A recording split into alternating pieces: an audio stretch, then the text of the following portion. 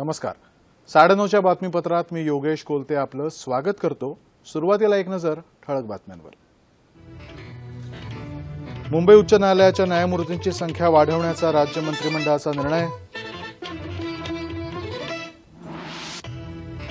नोंदणीकृत खासगी सावकारांकडून कर्ज घेणाऱ्या शेतकऱ्यांची कर्ज माफ करण्याची मुख्यमंत्र्यांची घोषणा.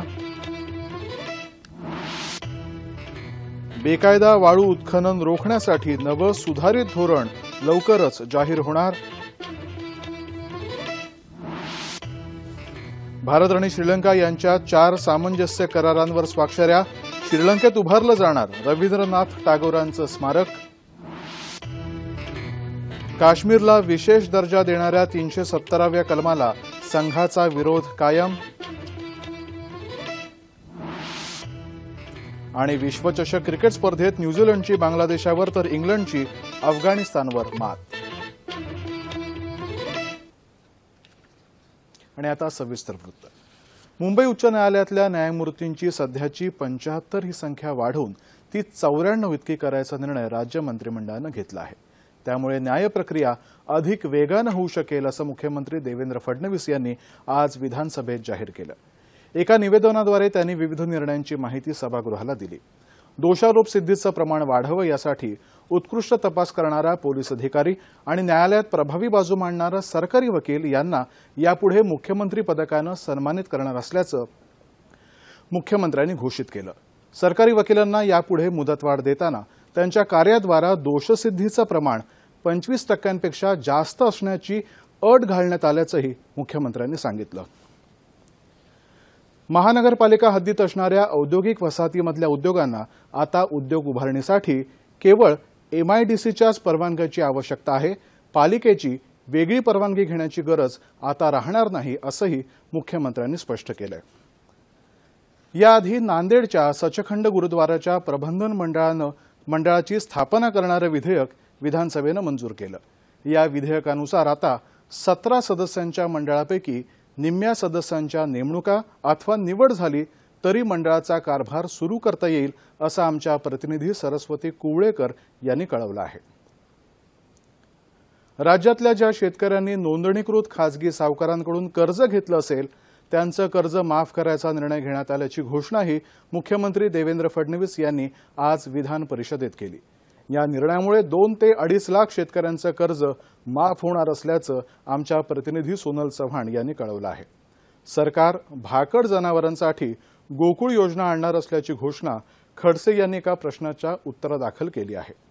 बेकायदा वाळू उत्खनन रोखण्याच्या दृष्टीनं नवं सुधारित वाळू धोरण येत्या 1 महिन्याच्या आत निश्चित केलं जाईल अशी माहिती महसूल मंत्री एकनाथ खडसे यांनी दिली आहे. शेकापच्या जयंत पाटील यांनी मांडलेल्या लक्षवेधी सूचनेला ते उत्तर देत होते. भंडारा जिल्ह्यात धान खरेदीत झालेल्या भ्रष्टाचार प्रकरणी भंडाऱ्याचे आमदार चरण वाघमारे यांनी आपली प्रतिक्रिया व्यक्त केली. तर मुंबईतल्या APL कार्ड धारकांना पूर्वीप्रमाणेच कमी पैशात धान्य द्यावं अन्यथा मुंबई काँग्रेस रस्त्यावर उतरेल असा इशारा मुंबई काँग्रेसचे प्रदेशाध्यक्ष संजय निरुपम यांनी दिला आहे. शासकीय दुग्धशाळा बंद करू नयेत अशी मागणी शिवसेनेचे आमदार सुनील प्रभू यांनी केली आहे. शहरातील आरे, कुर्ला आणि वरळी येथील शासनाचे दूध डेअरी प्रकल्प जे आहेत या शासकीय दूध डेअऱ्या बंद करण्याचा घाट मागील सरकारच्या अनेक आडमुठे धोरणामुळे आज भीतीला घातला जातोय. माननीय मुख्यमंत्री आणि दुग्धविकास मंत्री यांनी याकडे लक्ष घालून हा कामगारांचा जो उपासमारीचा एक फार मोठा विषय आहे तो तात्काळ सोडवावा. कुठच्याही परिस्थितीत कुर्ला, वरळी आणि आरे या दूध शाळा ज्या आहेत त्या बंद होऊ नये. भंडारा जिल्ह्यामध्ये 1 नोव्हेंबर 2013 ते 30 जून 2014च्या दरम्यान जे धान खरेदी हमी भावाने करण्यात आली त्या धान खरेदीमध्ये मोठ्या प्रमाणात भ्रष्टाचार झाल्याची माहिती उघडकीस आलेली आहे. आणि जोपर्यंत अशा म्हणजे कृत्य करणाऱ्यावर आणि धानामध्ये भ्रष्टाचार करणाऱ्या म्हणजे शेतकऱ्यांच्या मालाशी खेळणाऱ्या शेतकऱ्याच्या पोटाशी खेळणाऱ्या म्हणजे माफियांवर जोपर्यंत कारवाई होणार नाही तोपर्यंत मी स्वस्थ बसणार नाही.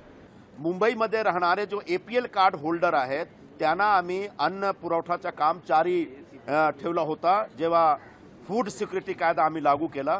पण ज्यापासून त्यांच्या गव्हर्नमेंट बीजेपी शिवसेनेची गव्हर्नमेंट आलेली आहे त्यापासून नोव्हेंबरपासून त्यांना APL कार्ड धारकांना कुठल्याही प्रकारचा अन्नचा पुरवठा बंद झालेला आहे। याची आम्ही मागणी केली की आता तुम्ही लवकरात लवकर सुरू करा, नाही तर मुंबई काँग्रेसतर्फे आम्ही रस्त्यावर उतरणार।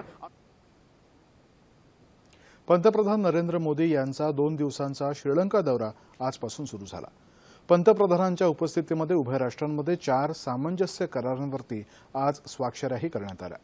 उभय देशांमध्ये व्यापार आणि वाणिज्य क्षेत्रामध्ये सहकार्य करण्यात येणार असून युवक विकास कार्यक्रम संयुक्तपणे राबवला जाणार आहे। नोबेल पारितोषिक विजेते रवींद्रनाथ टागोर यांचं स्मारक श्रीलंकेमध्ये उभारण्यात येणार आहे। याचबरोबर व्हिसा आणि सीमा शुल्क विषयक करारही आज करण्यात आले। गेल्या 28 वर्षातली भारताच्या पंतप्रधानांची ही पहिलीच श्रीलंका भेट आहे। या दौऱ्यामुळे द्विपक्षीय संबंधाला नवी दिशा मिळणार आहे।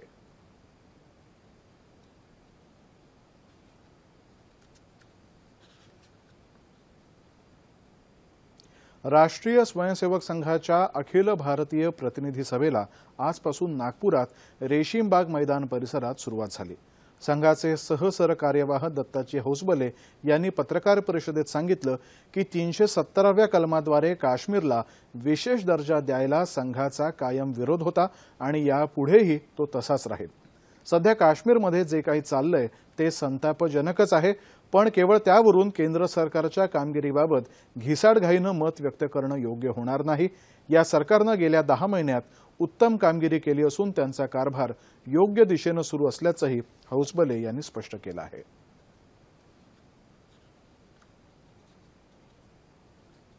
राज्यात मुस्लिम आरक्षण पूर्ववत करावं या मागणीसाठी आज कोल्हापूर जिल्ह्यामध्ये विविध ठिकाणी आंदोलनं करण्यात आली। राज्यात मुस्लिमांची आर्थिक आणि शैक्षणिक परिस्थिती वाईट आहे, त्यामुळे या समाजाला आरक्षण देणं आवश्यक असल्याचं आंदोलकांचं म्हणणं आहे। मुस्लिम आणि धनगर समाजाला आरक्षण देण्याच्या मागणीसाठी आज नागपुरातही आंदोलन करण्यात आलं। मुस्लिमांना आरक्षण मिळावं, मराठा समाजाला देण्यात आलेल्या आरक्षणाची अंमलबजावणी व्हावी आणि धनगर समाजाला अनुसूचित जातीमध्ये समाविष्ट करण्यात यावं, याकरता हे आंदोलन करण्यात आलं। शासनानं याबाबत योग्य तो निर्णय लवकरात लवकर न घेतल्यास आंदोलन अधिक तीव्र करायचा इशारा आंदोलकांनी दिला आहे।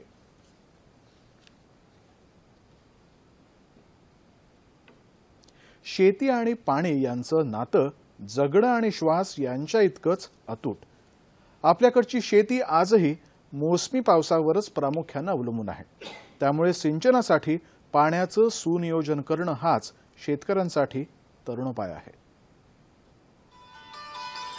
भारत हा कृषीप्रधान देश।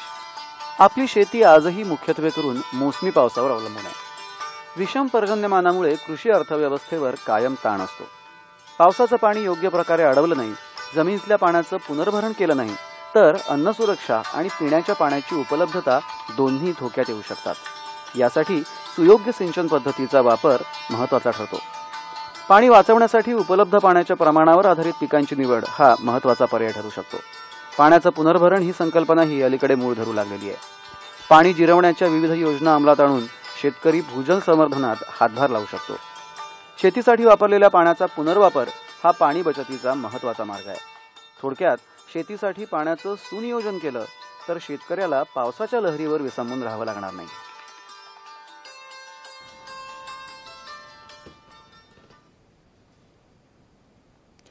पाणी या विषयाचा विविध बाजूंनी वेध घेणारी 3 मुलाखतींची मालिका आम्ही कालपासून सुरू केली आहे। मुलाखत मालिकेचा आज आहे दुसरा भाग। या भागामध्ये कृषी व्यवस्था आणि पाणी या विषयावर चर्चा करण्यासाठी ज्येष्ठ कृषी तज्ज्ञ डॉक्टर बुधाजीराव मुळीक आपल्या स्टुडिओमध्ये आले आहेत। नमस्कार। नमस्कार। 9:30च्या बातमीपत्रामध्ये आपलं स्वागत।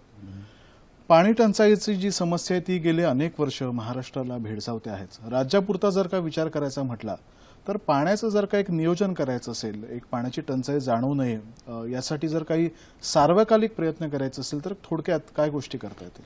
नाही, कसं आहे की हंगाम बदलतो आणि शेती ही मोसमावर अवलंबून आहे।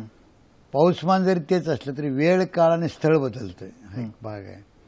नाही काय की पडणाऱ्या ठिकाणी साठवणं, प्रत्येक शेतकऱ्याला राहण्यात शेततळे काढायला मदत करणं, पाण्याचं पुनर्वापर करणं तो एक भाग आहे मोठा। जिथं पाणी जास्त आहे तिथं निचरा करणं आणि कृत्रिम पावसाचं धोरण म्हणून स्वीकारणं आणि ज्या गारपिटीसारख्या घटना आहेत त्या अगोदर कल्पना देऊन गारपिटीचं पावसात रूपांतर करता येतं का, किंवा त्यामुळं बागेला संरक्षण देता येतं का, आणि पाण्याला जेवढं पिकाला लागतं ते मुळाला लागतं, पिकाला नाही, जमिनीला नाही, हे समजून त्या प्रमाणात देणं, ह्या गोष्टी आपल्याला करता येतील. मला वाटतं तुम्ही आता जो शेवटी उल्लेख केलात की सिंचन करत असताना नियोजन करणं हे खूप महत्वाचं आहे. तर सुनियोजित सिंचन जर करायचं असेल तर त्याची काही मूलभूत तत्व काय सांगता येतील? नाही, पहिलं काय असतं की कुठल्याही ज्या तुम्ही गतीनं पाणी देता शेताला किंवा मातीला, आणि ज्या गतीनं पाणी जमिनीत उतरतं आणि ज्या गतीनं तुम्हाला मुळं उचलतात, हे एक झालं की 100% पाणी वापरलं गेलं असं म्हणतो. सलाईन डॉक्टर देतो ना तुम्हाला, तसं ते ड्रीपचा त्यात जन्म झालेला आहे खरं म्हणजे. हे जर आपण केलं, दुसरा एक भाग असा असतो की पिकाला जेवढं लागतं तेवढं देणं. आज बऱ्याच वेळा 2 पटीनं 3 पटीनं अधिक पाणी दिलं जातं, कारण पाळी येत नाही पाण्याची, ही बरीच कारणं असतात. आणि तिसरं असं आहे की जिथं अधिक पाणी होतं किंवा सखलातल्या जमिनी आहेत तिथं निचऱ्याचा प्रश्न असतो, किंवा काही ठिकाणी असं आहे की आता पूर्णा खोर आहे, तुमच्या ओरडपासून ते मुक्ताईनगरपर्यंत येईल, तिथं पाणीच योग्य नाही आहे. किंवा आमच्याकडे तुम्ही आज शिरोळपर्यंत गेला कृष्णाकाठी तर पाणी भरपूर आहे पण ते प्रदूषित आहे आणि निचरा करायला जागा नाही, तर निचरा करणं जरुरी आहे ना. तर जिथं पाणी आहे तिथं निचरा पाहिजे. शहरात सांडपाणी आहे ते केलं, आणि जर सिंचनायोग्य पाणी आपण दिलं आणि योग्य त्या वेळी दिलं तर काही अडचण अजिबात येत नाही. खरं. पण मला वाटतं कोरडवाहू भागामध्ये समस्या गंभीर आहे, कारण तिकडे प्यायला पाणी हवं, शेतीला पाणी हवं, जनावरांना पाणी हवं, शिवाय उद्योगाला सुद्धा पाण्याची मागणी असतेच. कोरडवाहू भागामध्ये मला वाटतं नियोजनाची गरज ही सगळ्यात जास्त आहे. हे काय की जो कोरडवाहू भाग आहे, माझं म्हणणं आहे की त्यांना पाणी तिथं कमी उपलब्धता निश्चित आहे. आता लातूरला पाऊसच झालेला नाही, ते काय करणार आहेत. सांगोला बरेच वर्ष पाऊस नव्हता. या भागामध्ये जिथं अधिक पाऊस पडतो तिथून पाणी तुम्हाला ट्रान्सफर करावं लागेल. पण ते ट्रान्सफर नेमकं होणार कसं? होतं ना, त्याला काही अडचण नसते. नदीजोड तेच म्हणतात तुम्ही. शेवटी कसं आहे की धरणातलं पाणी जर तुम्ही आज गाळ काढले धरणातले, किंवा धरणातलं पाणी जर तुम्ही पाईपलाईनने खालनं पाठवलं, तुमचं मृतसाठा राहणार नाही, शिल्लक गाळ राहणार नाही.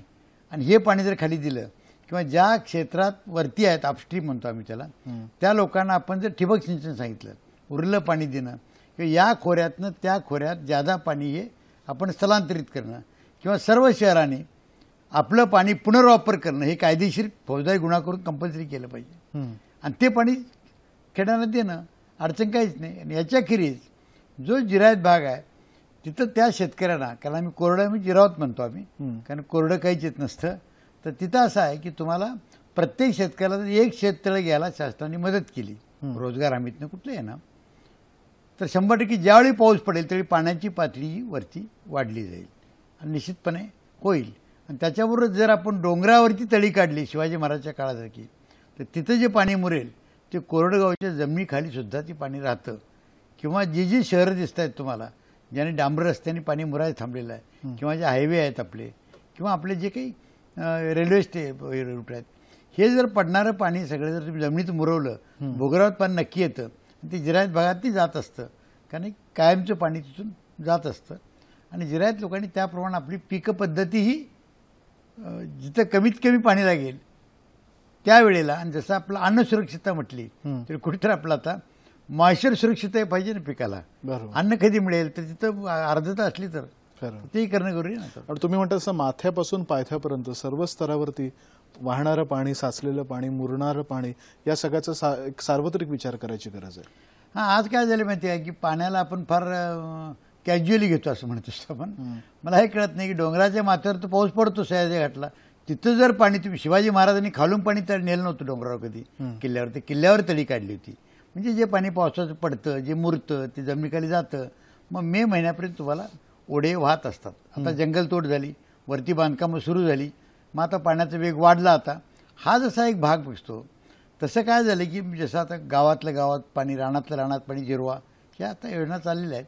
पण ज्यावेळी पावसाळ्यात अधिक पाणी वाहत असतं ते पाणी पंप करणं आणि या जिरायत भागामध्ये जमिनीवर पसरून ते रिचार्ज करणं, किंवा भूगर्भात लाखो तुम्ही छोट्या छोट्या बोरवेल घेणं आणि हायड्रॉलिक प्रेशरच्या माध्यमातून ते पाणी भूगर्भात मुरवणं हे फार जरुरी आहे. ते केलं तर बरेचसे प्रश्न मिटतात. म्हणजे मला वाटतं आता राज्य सरकारने जलयुक्त शिवाराचं जे अभियान आहे ते खूप जोरदारपणे राबवण्याचा प्रयत्न ते करतात, त्याबद्दल आपण काय नाही सांगाल? कसं आहे की ते मला जे दिसतं ते सर्व योजना एकत्र केलेल्या आहेत. त्याच्याकरता जे मला माहिती आहे त्यात काही पैसे दिलेले नाहीत, पण ठीक आहे सगळ्या योजना तुम्ही एकत्र केलेत.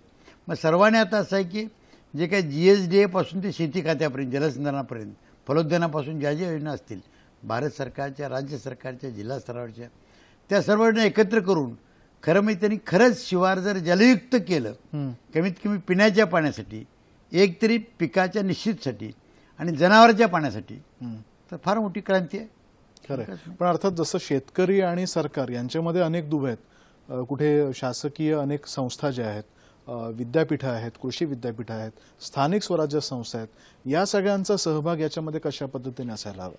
हे काय आता माहिती आहे का, विद्यापीठानं एक असं आहे की त्यांनी आता संशोधन त्यांचं करतायत, शंकाच नाही, पण त्यांनी आता एक आहे की त्यांचं जे संशोधन आहे की बाबा आपला एक 20-22 पाणी द्यायचं आहे आपल्याला, तर ते दिलं की नाही हे तिने बघणं जरुरी आहे. शेती खातं, विद्यापीठ आणि जे जिल्हा स्तरावर आहेत यांनी एक बघायला पाहिजे आता याच्या पुढं की 10-10 हजार हेक्टरवरती त्यांनी जिरायत भागामध्ये त्यांचे सगळे प्रयोग राबवायचे. जिरायत भागामध्ये राबवायत ना, मग लोकांना कळेल की तंत्रज्ञानाचा कितपत वापर होतो. आणि झाला तर फार चांगला, कारण त्याला व्हर्टिकल मल्चिंग म्हणतो आपण, चर काढणं, त्यात पाणी मुरवणं. मग त्यांनी केलं की कळेल. ते 1-2 एकरवर करायचं नाही, शेतकऱ्याचे 8-10 हजार एकरवर केलं तर बराचसा फरक पडेल. मग मल्चिंग म्हणतात किंवा पाण्याचे बाष्प होणे म्हणून, तर ते कळेल, काही अडचण नाही आहे. खरं. पण दुसऱ्या बाजूने एक असा प्रश्न पडतो की पाणी टंचाईचा तर प्रश्न हा केवळ ग्रामीण भागात आहे असं नाही, शहरी भागात सुद्धा खूप मोठ्या प्रमाणात पाणी टंचाई आहे. पण त्या दृष्टीने एक जाणीव जागृती असायला पाहिजे होती, ती पुरेशी झालेली नाही. शहरी भागातल्या लोकांनी सुद्धा या प्रश्नाकडे काय दृष्टीने पाहायला हवं? नाही, माझे काय म्हणणार, शहरी भागाकरता सुद्धा तुम्ही जर शॉवर आंघोळ करण्यापेक्षा बादलीनं करा, नळ सोडून तुम्ही दात घासण्यापेक्षा, दाढी करण्यापेक्षा अरे टंबरेलमध्ये घ्या तुम्ही, कारण पाणी तुम्ही साठवतच नाही आहे. आणि जे पाणी तुमचं सिवेज आहे ते 100% रिसायकल करा, आणि जे तुमच्या टेरेसवर पडतं ते पाणी जमिनीत मुरवा किंवा साठवा, आणि शहरात जे पडतं ते जमिनीत मुरवा तुम्ही. हे का?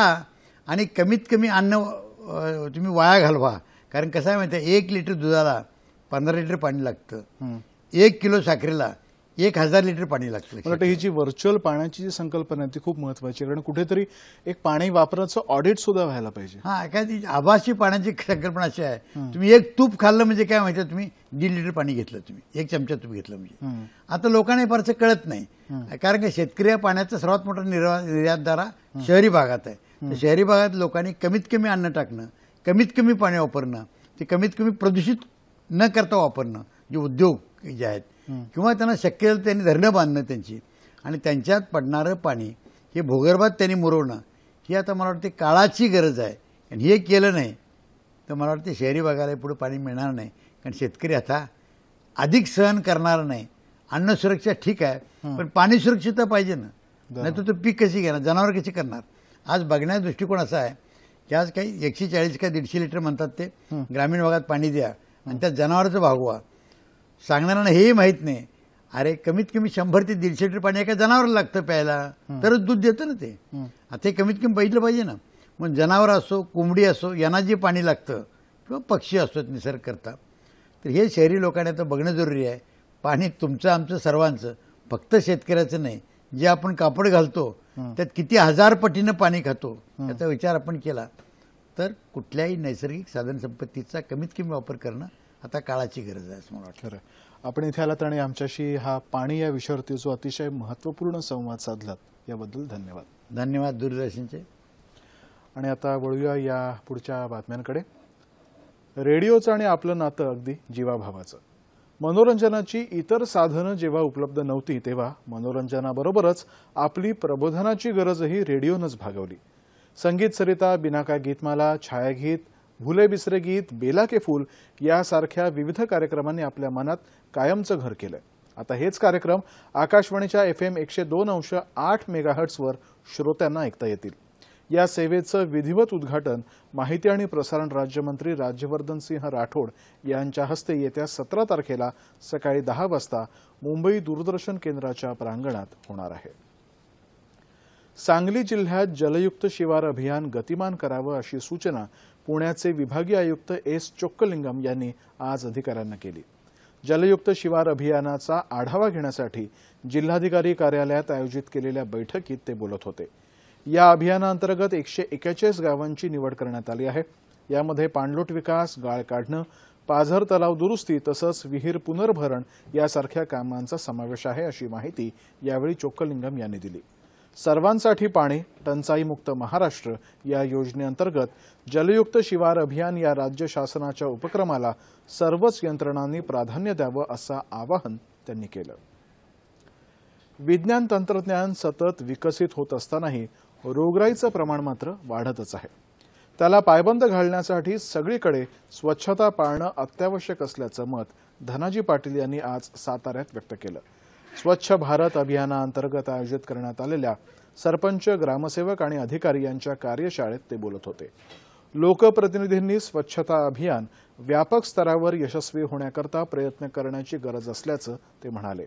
या कार्यशाळेचं उद्घाटन जिल्हाधिकारी अण्णासाहेब मिसाळ यांनी केलं।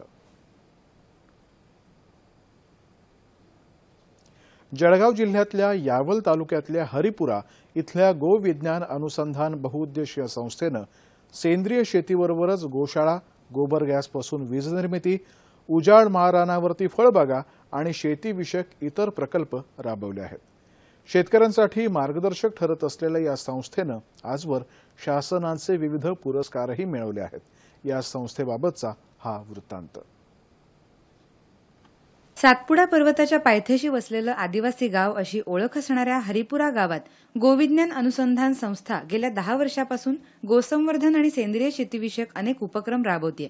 30 एकर क्षेत्रात गोबर गॅस, त्यापासून वीज निर्मिती, जलनियोजन, बायोगॅसची स्लरी आणि सांडपाण्याचं सूक्ष्म नियोजन, गांडूळ खत प्रकल्प, पाणी अडवा पाणी जिरवा, ठिबक सिंचनाद्वारे उजाड माळरानावर फळबाग लागवड असे अनेक उपयुक्त आणि स्तुत्य उपक्रम राबवले जातात। याचबरोबर जलबंधारे, शेततळी, नैसर्गिक पद्धतीनं वातानुकूलित घरांची निर्मिती इथे करण्यात आली आहे। या प्रकल्पांमुळे राज्य शासनाचे अनेक कृषीविषयक पुरस्कार संस्थेनं मिळवलेत। रासायनिक खतांच्या अतिवापरांमुळे जी शेतीचं नुकसान होत आहे, जी जमीन बंजर होत चाललेली आहे, अति पाण्याच्या वापरामुळे पाणी खोल जात आहे, याच्यावर उपाय करावा म्हणून 10 गायी घेऊन मी गोविज्ञान अनुसंधान केंद्र सुरू केलं। जी माझ्या जमीन मिळाली होती ती पहाडातली होती, पण गायींच्या शेणापासून नेहमीप्रमाणे शेणखत न करता मी त्याचा गोबर गॅस केला आणि गोबर गॅसमधून जी स्लरी निघते, तो जो गोबर गॅस निघतो, त्या गॅसने असं आमच्या आदिवासी आश्रमशाळेतल्या विद्यार्थ्यांचा संपूर्ण स्वयंपाक होतो। संस्थेनं उभारलेल्या गोशाळेतल्या शेणापासून सेंद्रिय खत, गांडूळ खत निर्मिती करून संस्थेच्या शेतीत ते वापरले जात आहे। त्यातून उत्पन्न होणारा धान्य आणि भाजीपाला आश्रमशाळेतल्या मुलांसाठी वापरला जातोय। सेंद्रिय शेतीसाठी शेतकऱ्यांना प्रेरणा देणारी ही संस्था निश्चितच मार्गदर्शक ठरत आहे। पीक वाण संरक्षण आणि शेतकरी हक्क कायदा 2001 विषयी सर्वसामान्य शेतकऱ्यांना माहिती व्हावी यासाठी हिंगोली इथं आज एका प्रशिक्षण शिबिराचं आयोजन करण्यात आलं होतं। हिंगोलीतलं कृषी विज्ञान केंद्र, भारत सरकारचं कृषी मंत्रालय आणि शेतकरी कायदा प्राधिकरणाच्या वतीनं हे शिबिर आयोजित करण्यात आलं। परभणीच्या मराठवाडा कृषी विद्यापीठाचे विस्तार शिक्षण संचालक डॉक्टर बी भोसले यांनी या शिबिराचं उद्घाटन केलं। यावेळी विविध कृषी विद्यापीठं आणि कृषी विभागाच्या शास्त्रज्ञांनी पीक पैदासकारांचे हक्क, संशोधकांचे, समुदायाचे आणि शेतकऱ्यांचे हक्क याबाबत मार्गदर्शन केलं। तसंच राष्ट्रीय जनुकीय कोष आणि निधी याबद्दलही यावेळी माहिती देण्यात आली। यावेळी पीक वाण संरक्षण आणि शेतकरी हक्क कायदा 2001 या मार्गदर्शिकेचं प्रकाशनही करण्यात आलं। महाराष्ट्रातल्या टोल नाक्यांवरती एक प्रकारे शारीरिक आणि मानसिक टोल वसूल केला जातो अशा शब्दात क्रिकेटपटू आणि राज्यसभा सदस्य सचिन तेंडुलकर यांनी नाराजी व्यक्त केली आहे। या संदर्भात त्यांनी मुख्यमंत्री देवेंद्र फडणवीस यांना पत्र पाठवलंय आणि टोल स्वीकारण्याच्या पद्धतीमध्ये फेरविचार करावा अशी विनंती केली आहे। Salman Khan hit and run प्रकरणाची सुनवाई मुंबई सत्र न्यायालयानं येत्या 17 मार्चपर्यंत पुढे ढकलली आहे। सरकारी वकील प्रदीप घरत यांनी आज मुंबईत बातमीदारांना ही माहिती दिली। आज झालेल्या सुनावणीमध्ये प्रत्यक्षदर्शींच्या जबानीची नोंद घेण्यात आली असून त्यांनी अपघातानंतर पोलिसांनी ताब्यात घेतलेल्या वस्तू ओळखल्या अशी माहिती घरत यांनी दिली। आजच्या सुनावणी दरम्यान सलमान खानही उपस्थित होता असं ते म्हणाले। साक्षीदारांची जबानी नोंदवण्याचं काम पूर्ण झाल्यावर न्यायालय सलमान खानचा जबाब नोंदवण्याचं काम करेल असं ते म्हणाले। नेहरू युवा केंद्राच्या वतीनं आयोजित करण्यात येणाऱ्या 7व्या आदिवासी आदान प्रदान कार्यक्रमाला काल पुण्यातल्या तळेगावात केंद्रीय राखीव पोलीस दलाच्या शिबिरात सुरुवात झाली। तरुणांनी नक्षलवादाकडे न वळता राष्ट्रीय प्रवाहामध्ये सामील व्हावं याकरता त्यांच्यात सकारात्मक विचार रुजवण्याकरता गृह विभाग आणि नेहरू युवा केंद्राच्या वतीनं हा उपक्रम सुरू करण्यात आलाय। झारखंड आणि छत्तीसगड या राज्यातल्या जवळपास 250 मुलांनी या कार्यक्रमात भाग घेतला। हा कार्यक्रम येत्या 18 तारखेपर्यंत सुरू राहील। रोजगार आणि स्वयंरोजगार विभागाच्या वतीनं नाशिकच्या दादासाहेब गायकवाड सभागृहामध्ये विभागीय रोजगार मेळाव्याचं आयोजन आज करण्यात आलं होतं। उद्योग व्यवसायामध्ये कौशल्यप्राप्त उमेदवारांची उणीव असून या क्षेत्रात फायदा मिळवण्यासाठी कौशल्य आणि कठोर परिश्रमाला पर्याय नाही असं विभागीय आयुक्त एकनाथ डवले यांनी यावेळी सांगितलं। हा रोजगार मेळावा उमेदवारांसाठी एक मोठी संधी असून त्यांनी उद्योगांना आवश्यक असणाऱ्या कौशल्याचा विकास करावा। विविध उद्योगांमध्ये असणारी रोजगाराची संधी अशा कौशल्य विकासानंच साधता येईल असं ते म्हणाले। युरोप आणि अमेरिकेपेक्षा मनुष्यबळाबाबत भारत पुढे आहे। या मनुष्यबळामध्ये कौशल्य विकास झाला पाहिजे। कुशल मनुष्यबळाच्या आधारेच उद्योगाचा विकास करताना रोजगाराच्या संधीही उपलब्ध होऊ शकतील असं माहिती उपसंचालक सतीश लळित यांनी यावेळी सांगितलं। आळंदीचं विश्वशांती केंद्र, पुण्याची MIT संस्था आणि महाराष्ट्र राज्य कुस्तीगीर परिषदेच्या वतीनं आयोजित केल्या जाणाऱ्या राष्ट्रधर्मपूजक दादाराव कराड स्मृती राज्यस्तरीय महावीर कुस्ती स्पर्धांना आज लातूरात रुई रामेश्वर इथं सुरुवात झाली। हिंद केसरी जगदीश कालीरमण यांच्या हस्ते या स्पर्धेचं उद्घाटन करण्यात आलं। काळानुरूप आपणही मॅटवरच्या कुस्तीचा प्रचार आणि प्रसार करायला हवं असं ते म्हणाले। हिंद केसरी दीनानाथ सिंग यांनी मात्र मातीच्या कुस्तीचा मान कायम ठेवण्याचं आवाहन केलं। 8 गटातल्या या स्पर्धांमध्ये राज्यभरातून 176 मल्ल सहभागी झाले आहेत।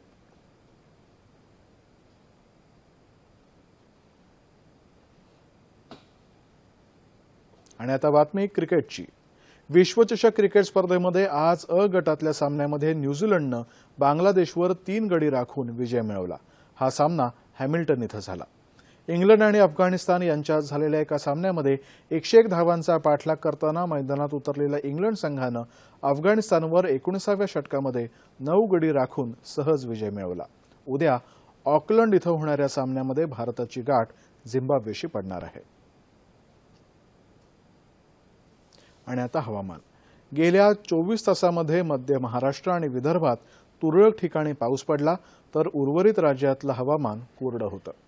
येत्या 24 तासात उत्तर मध्य महाराष्ट्रात तुरळक ठिकाणी मेघगर्जनेसह गारांचा पाऊस पडण्याची शक्यता हवामान विभागानं वर्तवली आहे। आणि आता तापमान अंश सेल्सिअसमध्ये। मुंबई शहरात गेले काही दिवस उकाड्यामध्ये वाढ होत असून आज कमाल तापमान तब्बल 37 अंश एवढं नोंदवलं गेलं तर किमान तापमान होतं 22। नागपूर कमाल 34 तर किमान 18। पुण्यातही कमाल तापमान 34 होतं तर किमान 16। औरंगाबादेत मात्र कमाल तापमान 32 होतं आणि किमान 19। नाशिकमध्ये कमाल 31 तर किमान 16। कोल्हापुरात 35 आणि 21। रत्नागिरीमध्ये 35 आणि 20। सोलापुरातही पारा चढत आहे। इथं आज कमाल तापमान होतं 38 तर किमान 22। विदर्भातल्या अमरावतीमध्ये मात्र कमाल तापमान अजूनही 28 अंश सेल्सिअस एवढं आहे तर किमान तापमान 18 अंश सेल्सिअस। आणि आता ठळक बातम्या पुन्हा एकदा। मुंबई उच्च न्यायालयातल्या न्यायमूर्ती नोंदणीकृत खासगी सावकारांकडून कर्ज घेणाऱ्या शेतकऱ्यांची कर्ज माफ करण्याची मुख्यमंत्र्यांची घोषणा। बेकायदा वाळू उत्खनन रोखण्यासाठी नवं सुधारित धोरण लवकरच जाहीर होणार। भारत आणि श्रीलंका यांच्यात 4 सामंजस्य करारांवर स्वाक्षऱ्या। श्रीलंकेत उभारलं जाणार रवींद्रनाथ टागोरांचं स्मारक।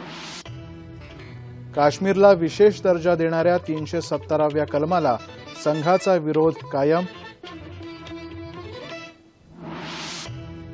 आणि विश्वचषक क्रिकेट स्पर्धेत न्यूझीलंडची बांगलादेशावर तर इंग्लंडची अफगाणिस्तानवर मात.